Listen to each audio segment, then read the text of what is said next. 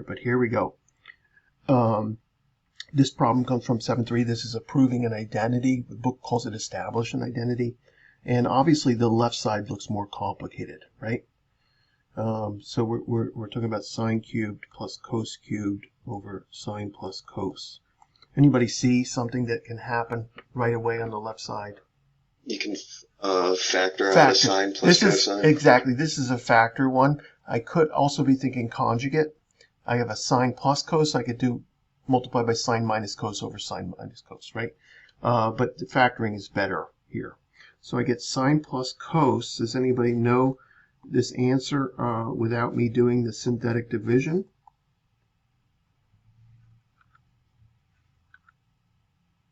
Or without me, I guess I could do the long division.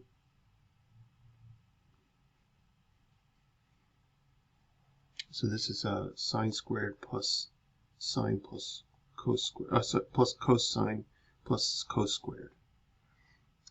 If you can remember that x squared plus 1, sorry, x cubed plus 1 cubed is x plus 1, oh, I made a mistake, times x squared minus 1x plus 1.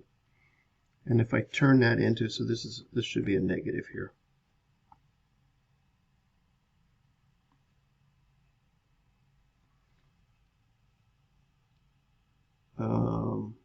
What am I missing?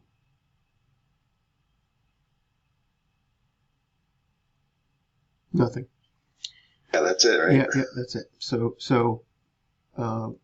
then I those cancel, and I claim I'm done with one more simple identity. Sine squared plus cosine squared equals 1. There it is.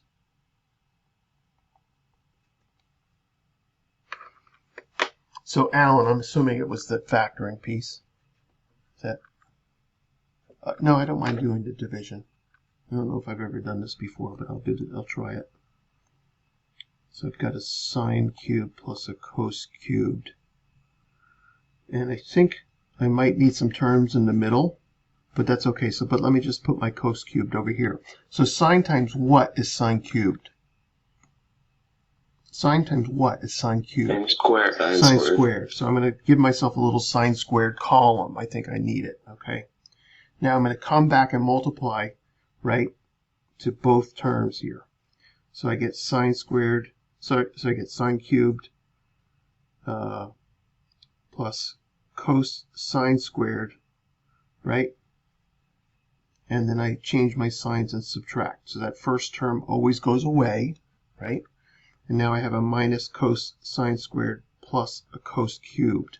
Again, I'm leaving myself kind of space because I don't know what other terms are going to show up. Well, actually I do, right? I do know what other terms are going to show up. But what do I, now I repeat the process. Alejandro, are you with me here?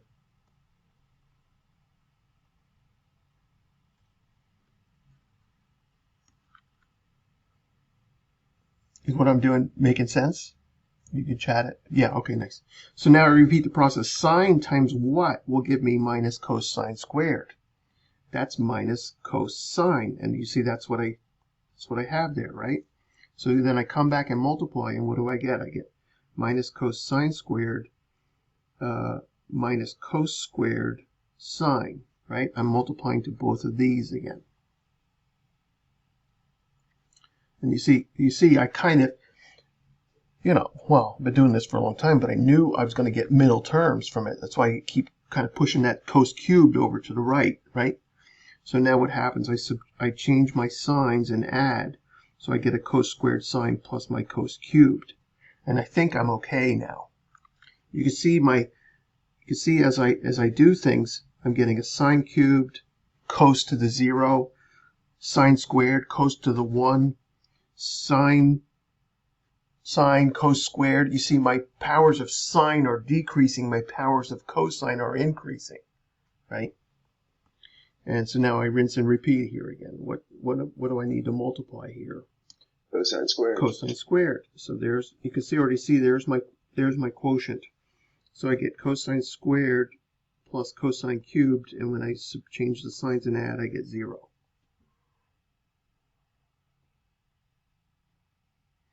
But anyway, Alan, yes, was it the factoring that was the issue? Yeah. Yeah. And so you got that list of what I gave, right? And I think I added a couple of things, divide and conquer, right?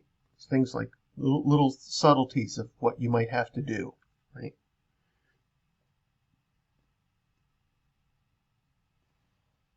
Cool. Anything else to do? Let me take attendance real quick.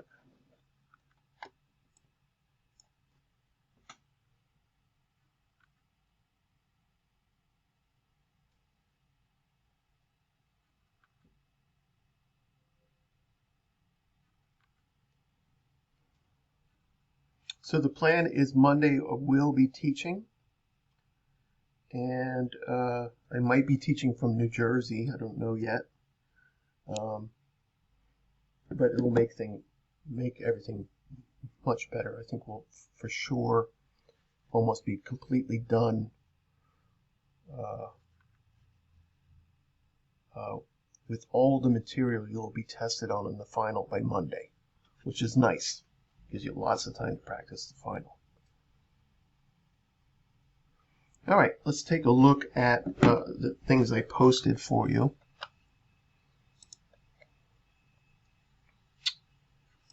And so I've got, first thing I have the Chapter 7 homework solutions. These are from the book. It's not like I wrote them up. So these are all of 7.1 through 7.6. We're not doing 7.7. Okay. So all of the answers, and it's pretty well written out. It's exactly the same way I would do things. Just my language is different. My language is right. My language is a little bit simpler. And then I posted. This is all in the announcements. I posted a PDF of the problems I wanted you to do in 7.1.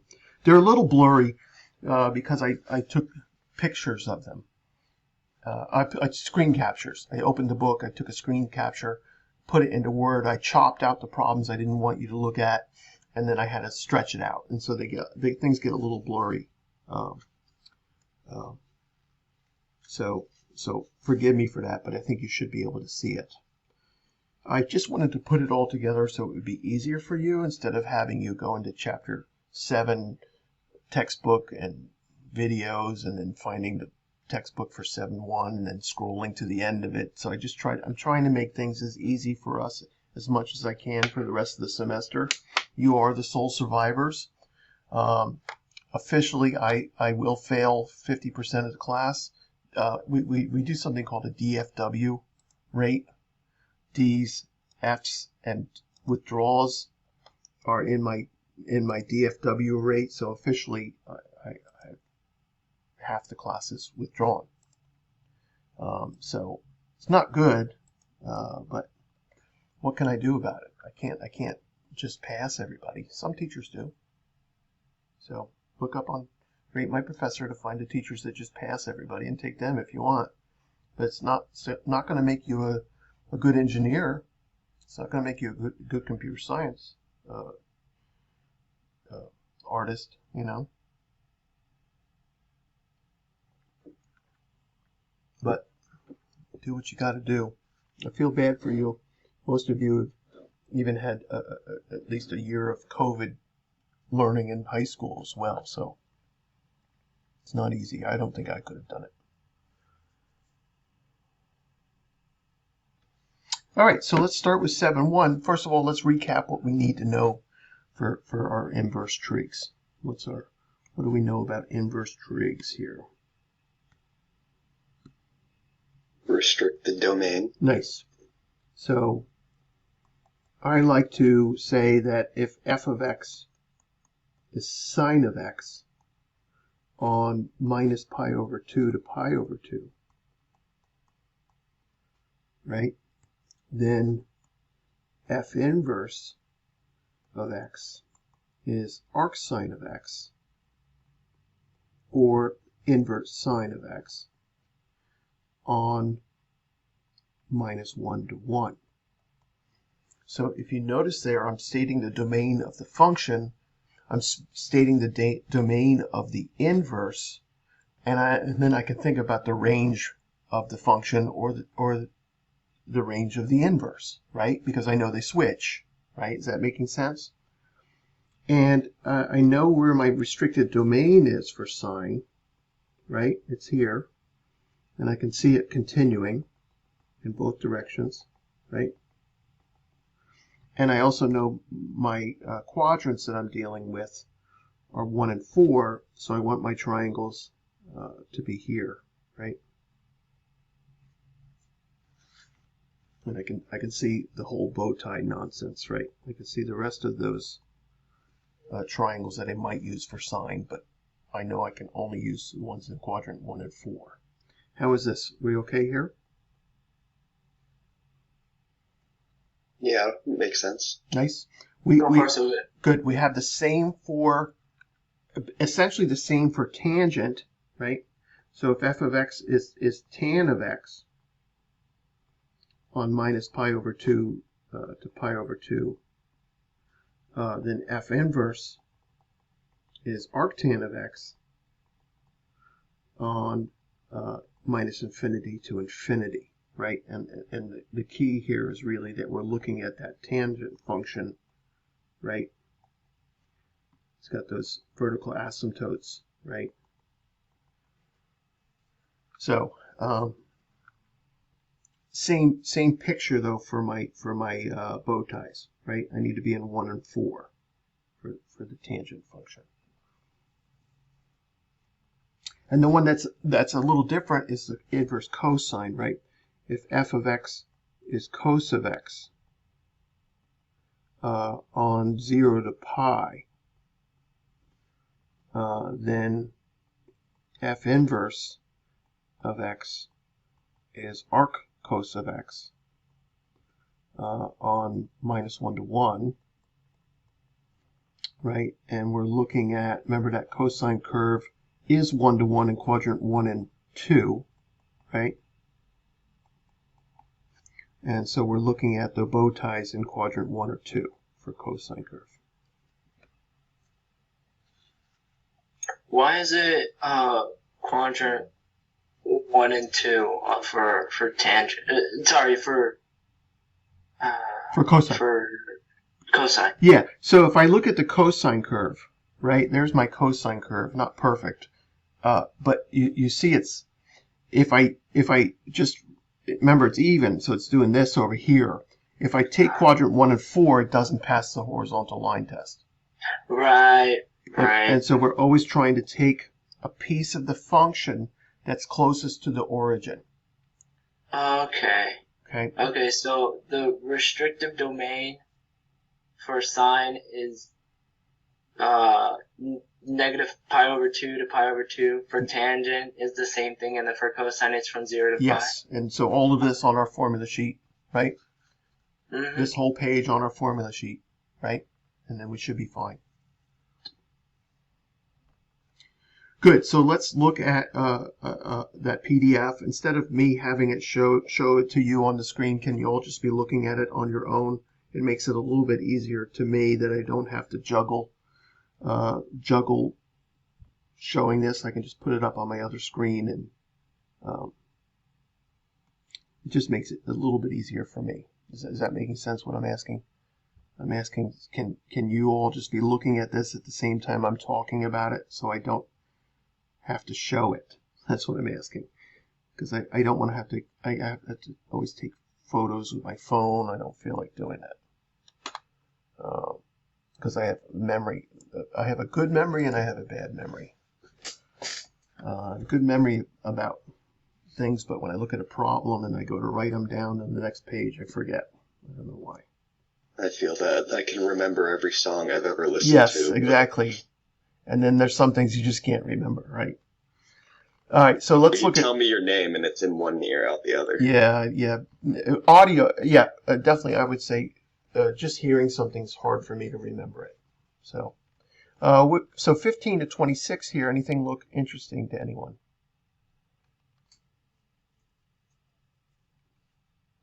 So we're looking at 7.1 on the PDF.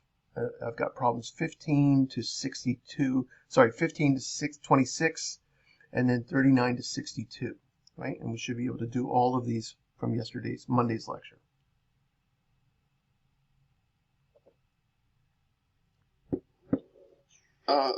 They all have the -1.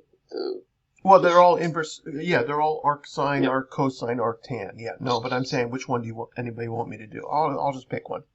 I'll pick number 16. So this is 7.1, number 16. I've got the inverse cos of 1. That's the same as arc cosine of 1. And what are we going to call that answer? Whenever we see an inverse trig, what are we going to call it? Angle. Yep, theta. So but I don't. So if I see an inverse trig, I'm thinking, and this is going to be our mantra, okay, all through calculus. If I see an inverse trig, I'm thinking an angle. If I see an angle, I'm thinking a trig. If I see a trig, I'm thinking a triangle. That progression. I don't always need the triangle. In this case, I don't, because it's a reference angle, right? But what does this turn into me? What's my translation? I don't think in inverse trigs. I think in trigs. Think in trigs. So what do I get? Cosine theta equals 1. There it is. And now I'm on my reference angle.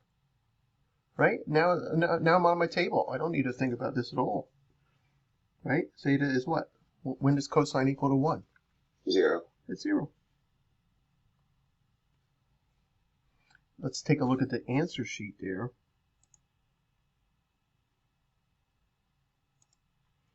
So this is 7.1. I gave you every answer, even though I don't want you to do every problem, right? So it says cos inverse of 1. We are finding the angle that's between 0 and pi inclusive, whose cosine equals 1. Usually they translate it into the trig. And then I know cosine equals 1 at 0. So that means cos inverse of 1 is 0. That's simple. Let's do another one there. Anybody see one that Ari, could you go through that one more time? Sure. Sure. How did you So get 0? I start with the inverse trig, and I know the answer is theta, right? But I don't think in inverse trig. So what do I do to both sides? I compose it with cosine. Cos of arc cosine of 1 equals cosine of theta. Cos and arc cosine cancels, so I get cos of theta is 1. So there's my translation. I don't think in terms of inverse trigs. I think in terms of trigs because it's easier. Okay. And then I'm saying now I've got my theta, sine theta, cos theta table memorized, right?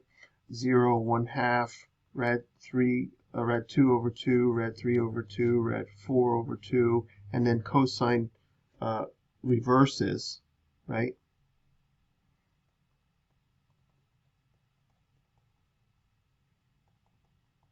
So I know my answer is when theta is 0. Right. Okay. Got it. So looking at 15 to 26, anything you want me to do there from 15 to 26? You're all looking at the page, right? Yeah. I'm not showing it on my screen because I don't want to. I put it on Blackboard so you could open it yourself. Which one would you like me to do? 22. Thank you. So this is 7.1, number 22. Inverse tangent of rad 3 over 3.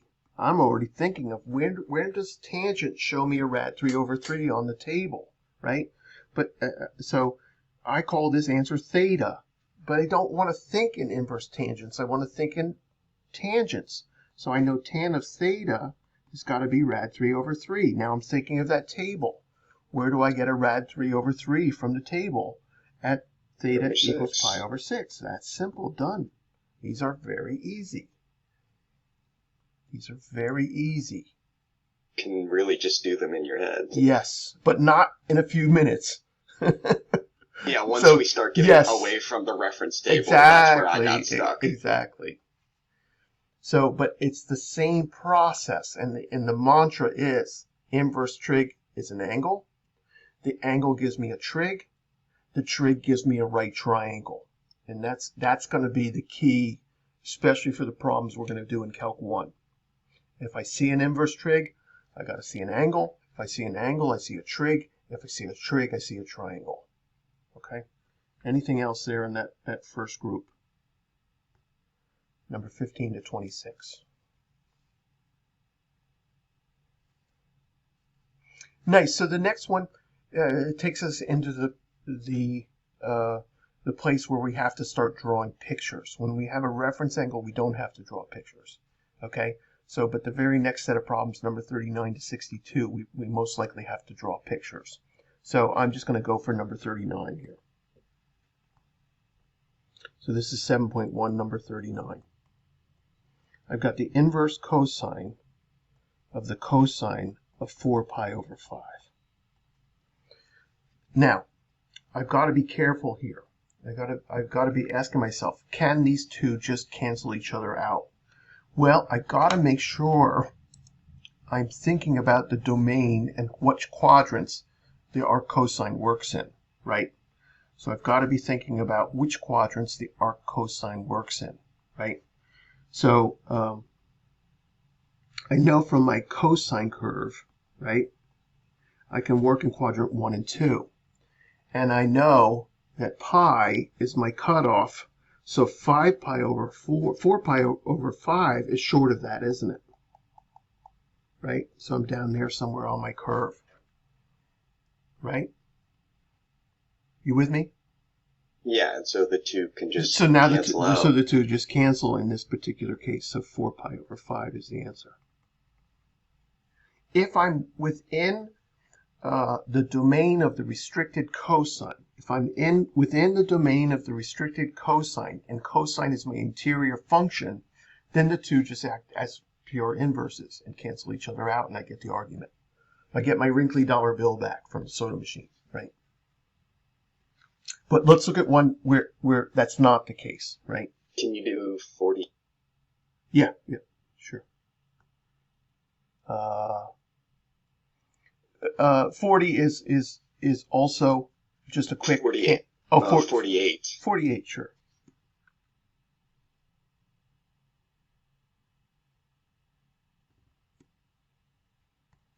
So 48, 7.1, number 48.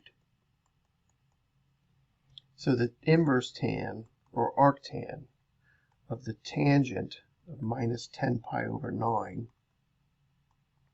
So I want to be thinking about this particular piece here, right? I know that my tangent curve is restricted to minus pi over 2 to pi over 2. So I have a feeling that this one is no good, right? Minus 9 pi over 9 is minus pi. That's over here, right? So minus 10 pi over 9 is outside of my domain. So I want to go to my picture of my pizza. I want to cut the pizza into 9 pieces. Sorry, 18 pieces, right? I want to cut the top half into 9. Is that making sense? What's my reference angle? Pi over 9. Pi over 9. So I'm cutting pi, half the circle, into 9 pieces, right? And that's not that easy. It's easiest to cut it into 3 first, or the whole thing into 6 first, right? And then to cut each one into 2 more. And I want to find the minus 10th one, right? So minus 1, minus 2, minus 3, minus 4, minus 5, minus 6, minus 7, minus 8, minus 9, minus 10. So that's the triangle I'm dealing with, right? And what is the slope of that radius there?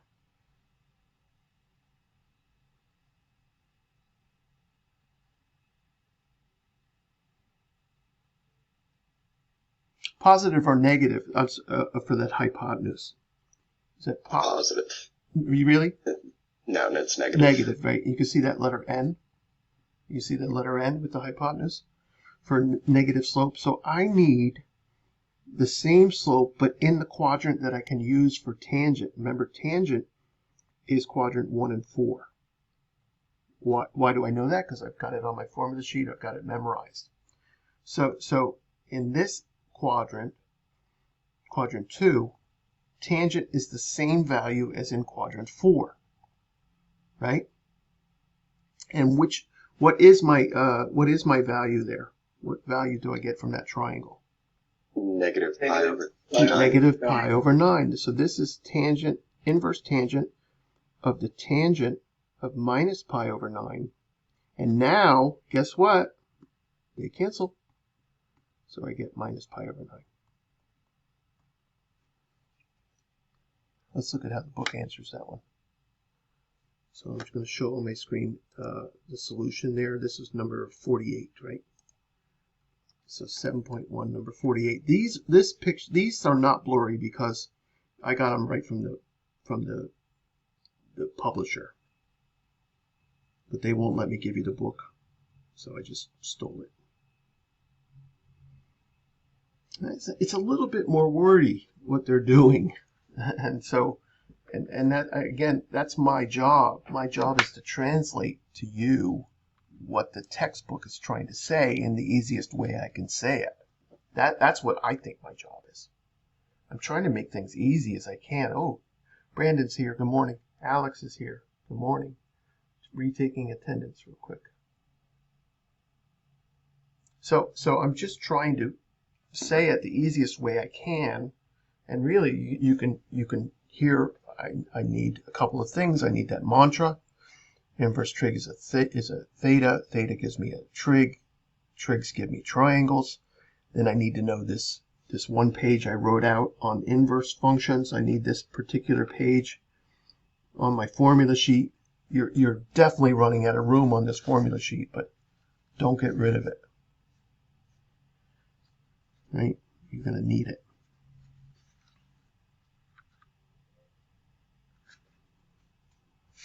Start writing smaller and smaller. Ask Grace for advice on how to write a perfect formula sheet. Or just get her to write mine. Yeah, but the problem is when you write it yourself, it gets into your brain a different way, right? It's nice to have it, like the first page of a textbook. It's nice to have a quick look at. But if you don't practice with it, it's tough to use. So you make sure. And I'm doing something different this time for test 4. I'm going to give you a practice test with just the exact 10 problems I'm going to give you on it. So, but then I'm going to change. Like if I give you a cosine function, I'll change it to a sine function, right? So, et cetera, et cetera. Little things like that, right? Nice. Let's look back at that sheet again. So I'm looking at problems 39 to 62. Brandon. 55? Sure. Brandon and Alex, just so you know, I'm looking at that thing I posted yesterday on Blackboard. The homework problems from 7.1. This is 50. What did you say, 55? Yeah. Yeah, that's a good one. Right. That's a good one. So 7.1, number 55. It does say here, find the exact value, but don't use a calculator. And it's possible you can have a no answer problem. So we're doing sine of the sine inverse of 1/4. Now notice the ones I've been doing had the trig in as the interior function. This one's got the inverse trig as the interior function. So what's my hint here? What do I do?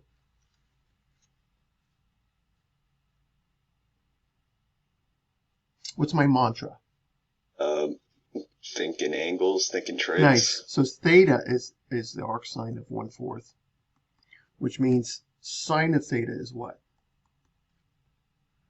1/4, which means I have a triangle, a right triangle with theta, and the opposite over the hypotenuse is 1/4, and the remaining side is unknown, right?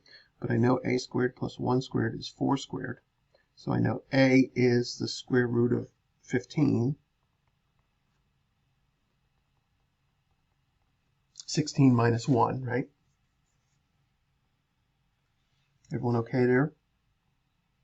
Yeah. So now I'm asking for sine of the inverse sine of 1/4, which is really just the sine of theta. And for my triangle, what do I get? What's the sign? 1/4. Now, did I 1/4. need to do all of that, or could I have just said the two trigs cancel, the trig and the inverse trig cancel each other? I can, because if f of x is sine of x on minus pi over 2 to pi over 2, then f inverse of x is inverse sine of x on minus 1 to 1. Is 1/4 inside there? Yes. Yes. So I could have just canceled that. But I wanted you to see me do one where I drew the triangle.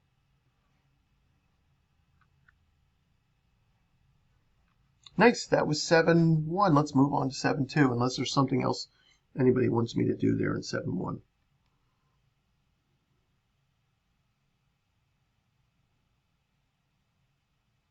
Alejandro, minus pi over 6, because 5 pi over 6 is in quadrant 4, but I want to be in quadrant 4 going in revert, right?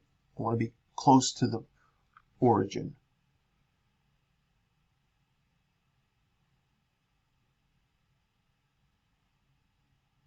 Nice.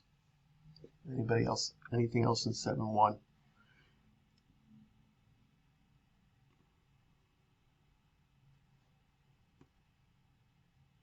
Number 60. Sure.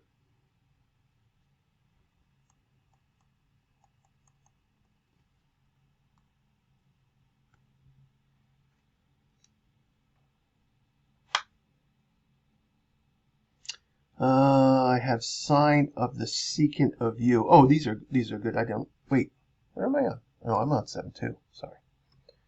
60. Nice. So we should see already there's a domain issue here, right? Sine of the inverse sine of -2. And inverse, we know that that f inverse of x, which is arcsine of x, it's got the domain of -1 to 1, right? So it's an issue, right? This is an interesting one to put in the calculator. Let's do that, right? So opening my calculator, drive along home with me, at home with me. I've got the sine of the inverse sine. You see that's the function, right? What was it, 2? Or negative? -2. -2, so -2. And then what's the calculator say? Uh-oh, domain issue. Domain. It could say low battery, or domain issue, or error. Okay? The interesting thing about this is if I do the process without the calculator, and I say theta is inverse sine of 2, sorry, -2, then sine of theta is -2, and you already see that that's an issue, right? Because that's -1, there's -2. There's no place, right? If I draw that horizontal line, it doesn't hit the graph, right? We know the minimum of sine is -2. So then if I did try and draw the triangle, let's just make it absolute value of 2, right? So sine of theta is equal to 2. So, but 2 over 1 cannot be the case, right? This can't happen. So it's a no answer question. No answer. Yeah.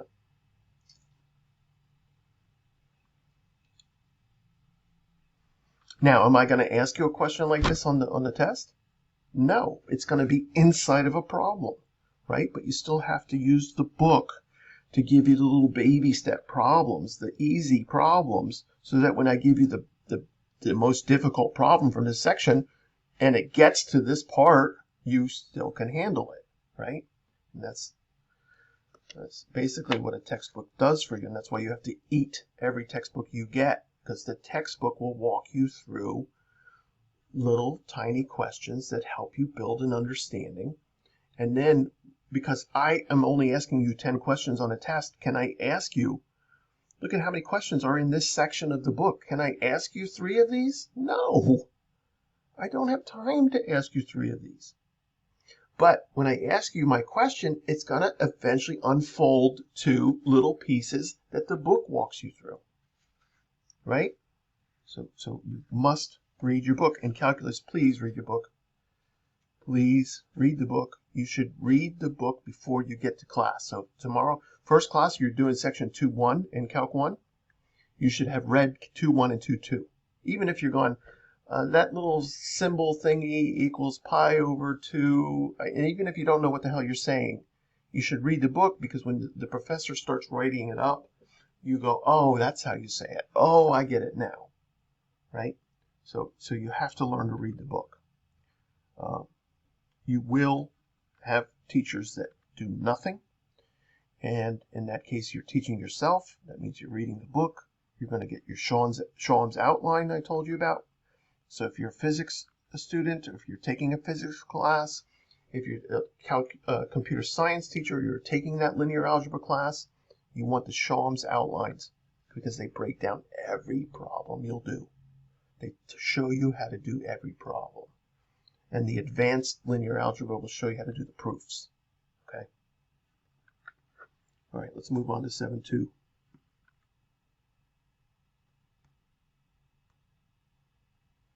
So we've already learned it. So I'm just going to jump right into problems from 7.2, because I've already taught you everything on Monday for here. So first problems we're talking about are 13 to 36. Let me just jump right into the first problem. So 7.2, number 13. Does anybody not have this in front of them right now?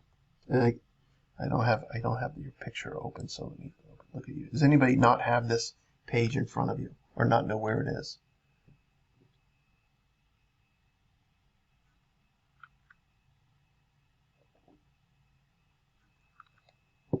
Okay, good.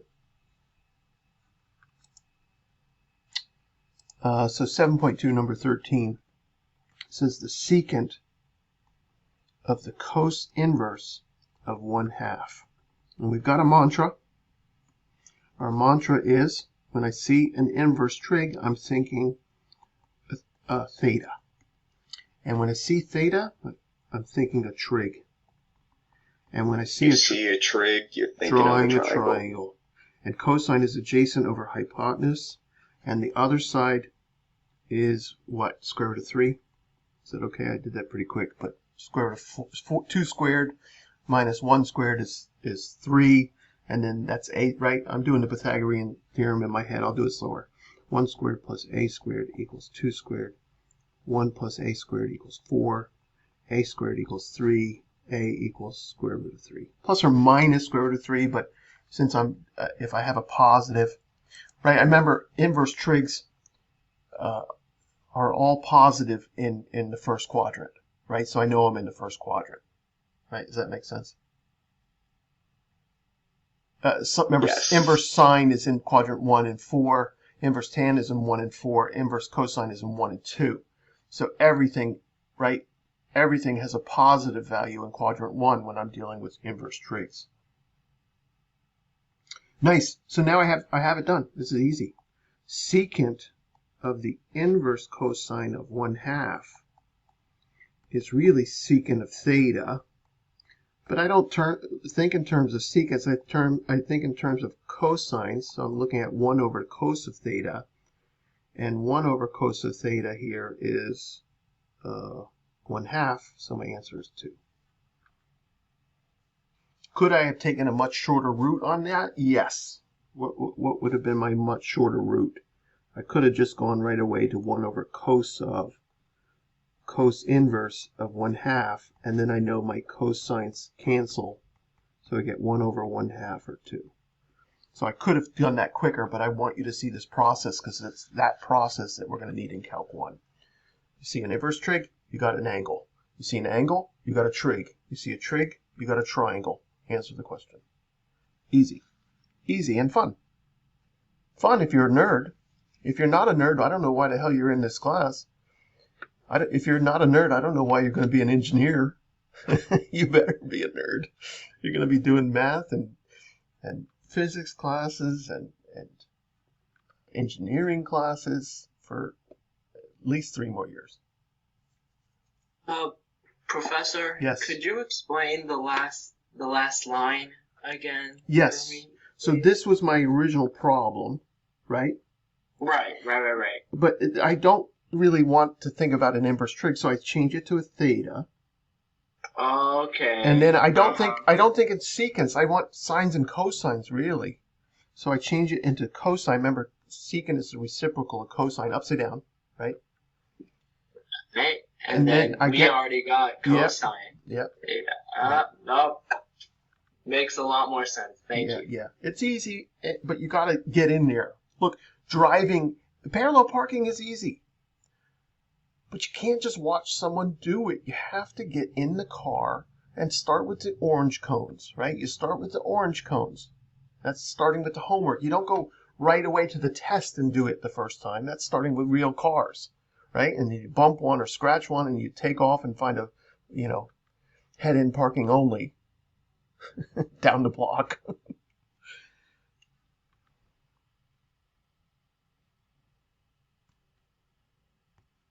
All right, let's take a look at number 30. Sure, 30's fine. It's got another cos. Yeah, that's fine. I don't mind. I'll do any problem you want, but you got to do the rest. Right? So this is 7.2, number 30. I've got the cosecant of the inverse tangent of -2. My first thought is real quick. Does tangent hit a height of -2? Hell yes, right?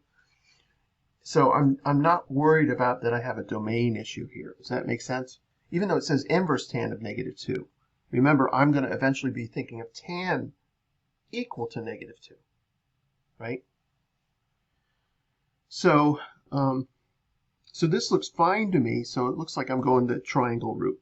So theta equals the inverse tan of -2, which means tan of theta is 2, which is really -2 is -2 over 1. I know which quadrant I'm in, right? Quadrant 4. Quadrant 4. So I'm going to kind of try and cheat my triangle into quadrant 4. And I know my slope of my hypotenuse for sure is I'm in quadrant 3, dummy Robert. I know the slope of my hypotenuse here is negative. You can see this little letter n on there for negative, right? You can see the diagonal of the n on the hypotenuse. And I know tangent is height over base. So I just need to figure out my hypotenuse. So I got 1 squared minus 2 plus minus 2 squared equals c squared. So I got 1 plus 4 equals c squared. So c is square root of 5. How we doing? We okay? Yep. Yep. Only two of you alive. Anyone else okay? Yeah, I got it. Nice. Brandon, thank you. I Grace, thank you. Alejandro, thank you. I got it. Nice. That was Diego. I just didn't see the yellow box. When you talk or I talk, the yellow box around my picture lights up, but I didn't see yours. But then I saw you weren't muted, so I just want to make sure you get acknowledged. Yeah, got it. Nice. So I'm ready to go back to my problem now. I think I got everything. I have a cosecant of the inverse tan of -2, which is cosecant of theta, which is 1 over sine of theta. I don't think in terms of inverse trigs. I don't think in terms of reciprocal trigs. I think in terms of sines and cosines and maybe a tangent every now and then. So I know that sine here is opposite, so -2, right? So this is 1 over -2 rad 5 over rad 5, which is negative rad 5 over 2. Done.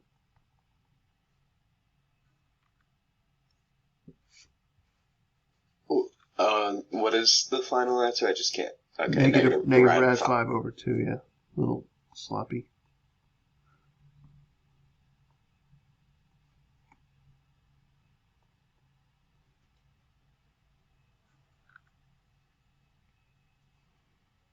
Maybe one more in this section.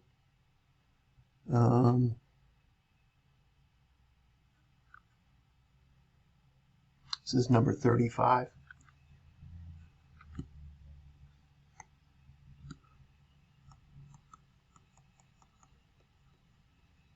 I've got the inverse sine of the cosine of 3 pi over 4. I want to think about real quickly where that 3 pi over 4 is. So that means cut pi into 4 or the whole thing into 8. And there's 1, 2, there's 3 pi over 4. And what's the issue with that?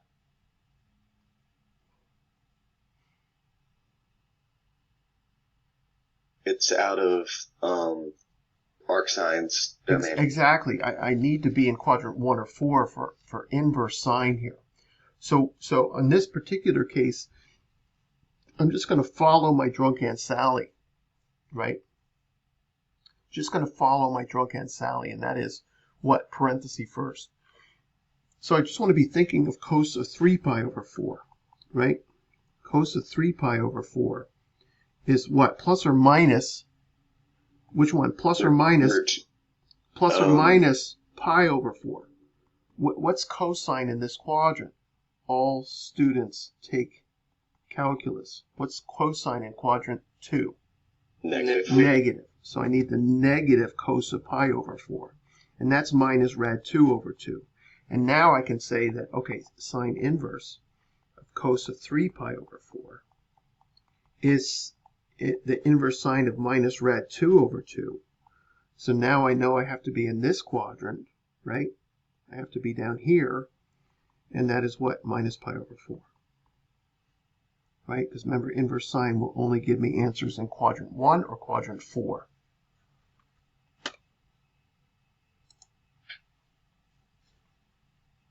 What do you think? I mean, I know Monday, I guess you're all really pissed off at me, or I don't know what, but it's not hard, is it? But Monday, you were just, I think you were blocked. You couldn't listen to me. So I have a question. Yes, somehow. Why did you change it from 3 pi over 4 to pi over 4? Is it because, like, I thought it was, oh wait, that's sine? Yes, so if I'm in this quadrant, right, I can't use the 2 quadrants I'm allowed to use for inverse sine. I can only use quadrant 1 and quadrant 4. So I have to try and manipulate this cosine of 3 pi over 4 into something that makes sense in quadrant 1 or quadrant 4.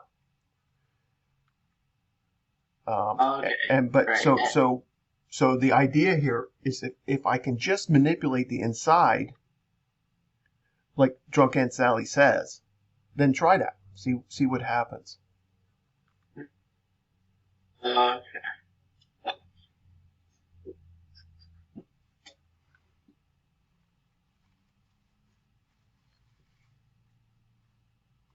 All right, I think we're done with that section of 7.2. I want to go down to anything later, 37 to 66. The ones I'm really interested in are 57 to 66. That's the stuff you see the most in calc. But if there's anything you want me to do from 37 to 56, call one out. Did you do 41? Yeah, 41 is inverse secant. And remember, I'm not going to ask you any inverse secant problems. It doesn't mean you can't try them, right? So you said, I'm sorry, 41? 7.2, number 41.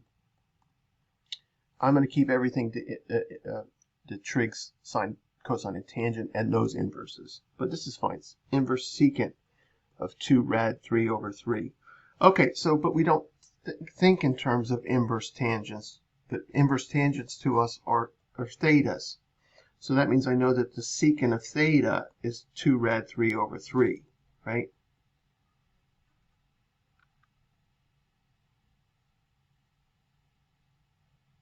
Yep.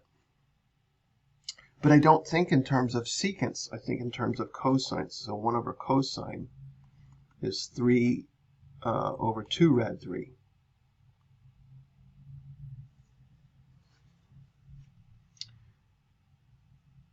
Oh, I'm sorry. I did two things at once. 1 over cosine is 2 rad 3 over 3. So cosine theta is 3 over 2 3 rad over 3. 2 rad 3. And so now I have a triangle. And cosine is adjacent over hypotenuse. So this side is 2, this side is 2 rad 3. And I have to figure out the other side. So a squared plus 3 squared is 2 rad 3 quantity squared. So a squared plus 9 is 12. So a is rad 3. I'm doing all of that real quickly in my head, but you know how to do the Pythagorean theorem, right? 2 rad 3 times itself is 4 rad 9, right? Which is 12.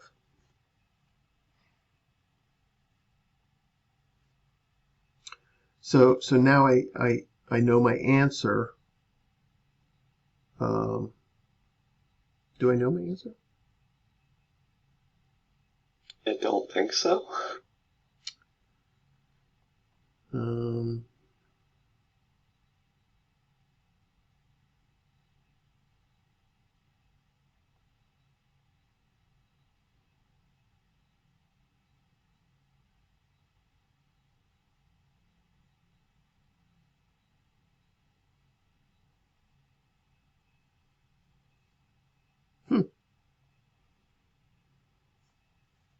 I'm going to cheat. I'm going to go to 777. I gave you the solutions, so when I don't know what's going on, I look at my solution and I figure it out. So solution 7.2, number 41.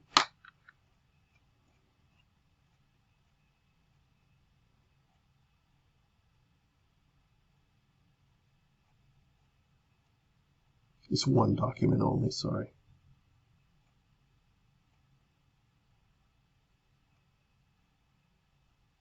And I'm going to read it, and I'm going to know instantly what to do. 41, was it? Yeah.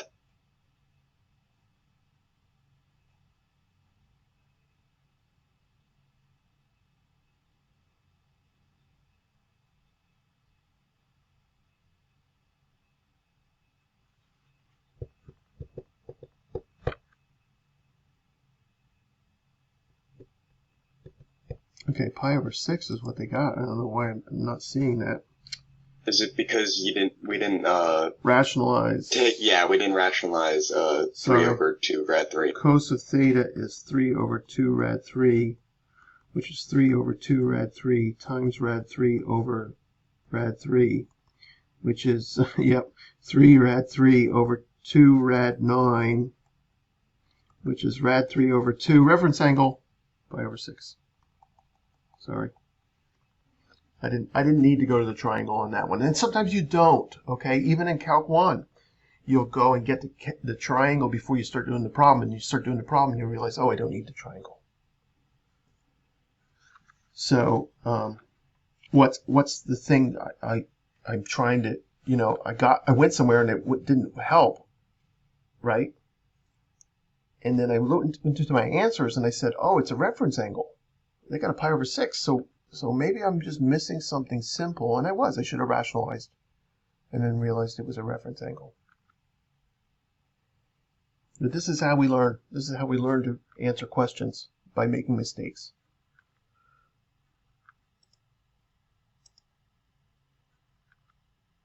All right, let's do 57. Cosine is the inverse tan of u. And when I do these, it will always be x.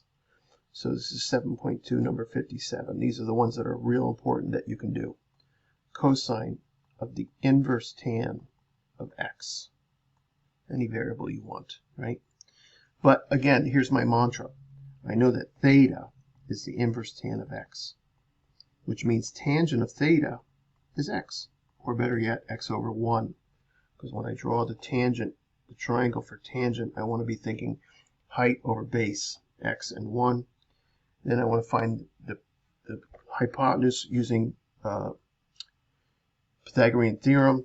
turns out to be the square root of 1 plus x squared.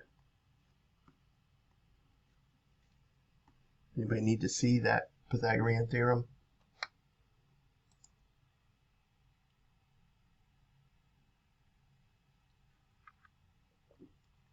You can do that in your head pretty quick. Yeah. And now I'm ready to answer the question. I have cosine of the inverse tan of x, which turns out to be the cosine of theta, which I can get from the triangle, which is 1 over the square root of 1 plus x squared. Done. Make sure you do all of those.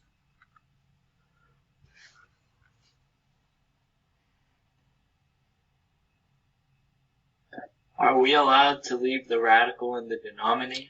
Yeah, there's no guarantee that you have an irrational here. But if we did try to rationalize it, right, you'll see something that's a big clue of if you should go further when you get to Calc 1. So now upstairs I get square root of 1 plus x squared, and downstairs I get 1 plus x squared. And what I want to do is take the two answers and count the strokes. So 1, 2, 3, 4, 5, 6. And then if I count them here, I get 1, 2, 3, 4, 5, 6, 7, 8. So we're trying to minimize memory. We're trying to minimize simplicity, right? And okay. So when I did rationalize that, my answer got more complicated. We'll say, no, you shouldn't rationalize that. Right. Okay. And it's really about, and I used to complain to my teachers. I said, you know, why? So say my answer was this, and then I wanted to get to here, right? I say, well, since they're equal, why do I have to write it over? And the teacher would say, well, you're saving pen strokes. And I say, no, I'm not, because I wrote the problem right here, and then I wrote the problem again here. I wasted pen strokes. But that is my thought process about it. Right, but you gotta. This is all of us are going to be using computers for the rest of our lives until we become one, I guess. And then, so we're really talking about a memory issue here.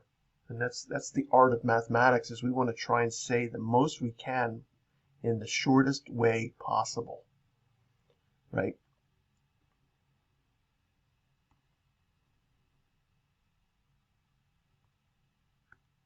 Nice. Let's go to 7.3. We're close, man. We're really close to the end, which is beautiful. 34. Oh, you want me to do another one? Sure. I had 7.3. Oh, 7.3, yeah. Yeah, this just okay. Let me look at 7.3. So 7.3, there's really three types of problems. I'm sorry?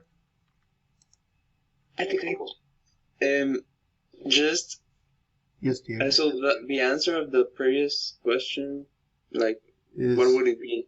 Right, this guy here. I'll clean it up. Okay. Yeah. Thank you. Yep.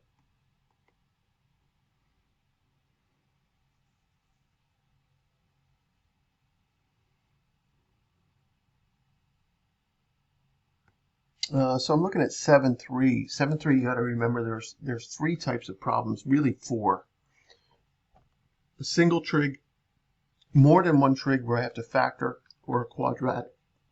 But now I'm also going to allow in non-reference angle problems. Let me see if I can see one here real quick. No, I didn't put one on, so I won't put one on. Maybe I'll try and show one of those later, sometime before Thanksgiving. I'll try and show one with a non-reference angle answer. Those tripped me up in the Math Excel homeworks. No. There is none in the Math Excel. And you're talking about in 7.3? Joe? In one of, I think so. There was. I don't remember since they're gone now, but there was one that tripped me up. It should have been no answer for this one. You got one like sine of theta equals 2. That can't give you an answer.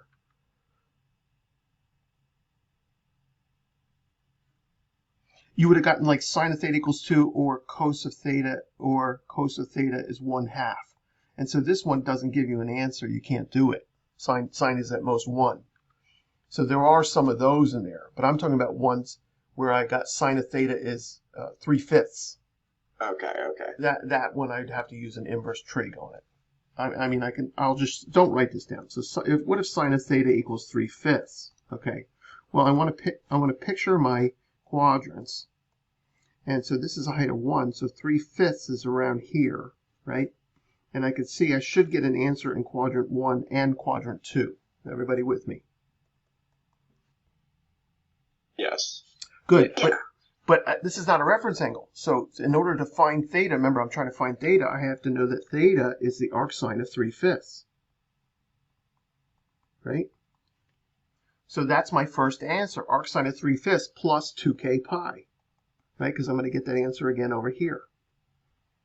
But the second answer I can't get using arcsine, because arcsine only lives in quadrant 1 and 4. So what I have to do is take off this distance, right, which is arcsine of 3/5, and subtract it from pi. So my second answer is pi minus arcsine of 3/5 plus 2k pi. So I can get the distance to the curve, right? Remember, theta is like my x-axis. I can get the distance to the curve in quadrant 1 using arcsine, but I can't get the distance to the curve in quadrant 2 using arcsine, so I take that distance and subtract it from pi. And so I always have to draw a picture. I'm not going to test you on any of those.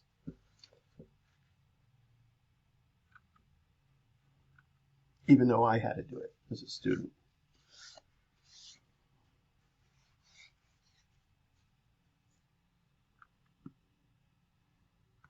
Right? I beat my kids because my dad had to beat me. No, I don't have kids. Thank God. To beat other people's kids. No, that's even worse. I told you I just kill you all through the math. So, I mean, we've done enough of these. Do I need to do another one? Do you want to see another one? Let's pick something from 59 or higher.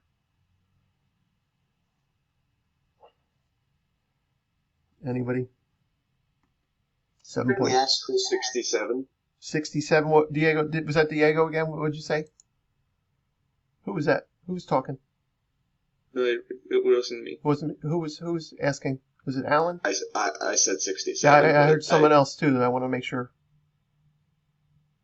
All right, 67 it is. So sine squared theta. Didn't we do this one? 6 times the cos of negative theta plus 1 equals 0. Oops. No, that's it. Right. So first of all, let me make sure I have it written down right. Sine squared theta equals 6 times quantity cos negative theta plus 1. Okay. So first of all, cos is even, right? So cos of, I know cos of negative theta is the same as cos of theta because it's even. So I don't have to keep that cos of negative theta in there. So I'm going to distribute. I get a 6 times the cos of theta plus 6.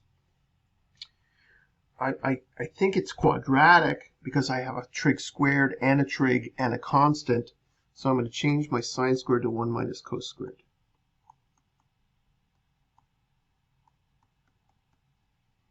And then I'm going to gather everything on one side with positive cos terms, positive cos squares, right? So I'm moving my cos squared over. I still have a 6 cos of theta, and I'm moving the 1 over, so plus 5. And now it's quadratic, right? So minus b plus or minus square root of b squared minus 4ac all over 2a. So negative 6 plus or minus square root of 16. Nice. Negative 6 plus or minus 4. So I know cos of theta equals what? Negative 10 over 2. That one can't be done, right? Because cos is never lower than negative 1. Or cos of theta is negative 2 over 2, which is negative 1. Nice, I know when cos is negative 1. So why does cosine of negative theta equal cosine of theta? It's even function. Oh, gotcha. Right, so there's cosine, there's, right, the left-handed cosine, so, I'm sorry, symmetrical about the y-axis. So when does cos equal negative 1? The first answer is at pi, so theta equals pi plus 2k pi. And you should really see there that I get that odd sequence, odd pi's, 1 pi, 3 pi, 5 pi. And if I just factor it, you see I get a 2k plus 1. And that was our sequence for odd pi's, for odds.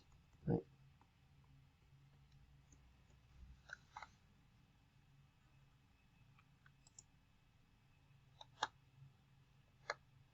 So make sure you do all of those, right? I'm going to get lazy.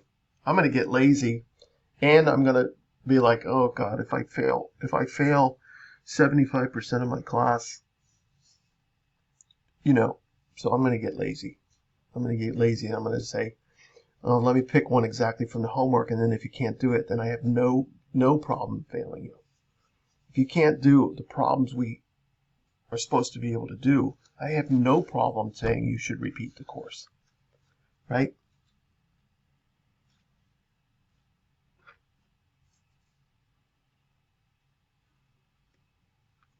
All right, I think we're ready to go to the 7-4. Let's do problems from 7-4 and see. Oh, we're out of time. Ha! Beautiful. Out of time, baby. So you know what to do. You know what to practice, right? Yes, you with me? Yeah, sir. Yes, Professor. I'm trying to simplify it as much as I can.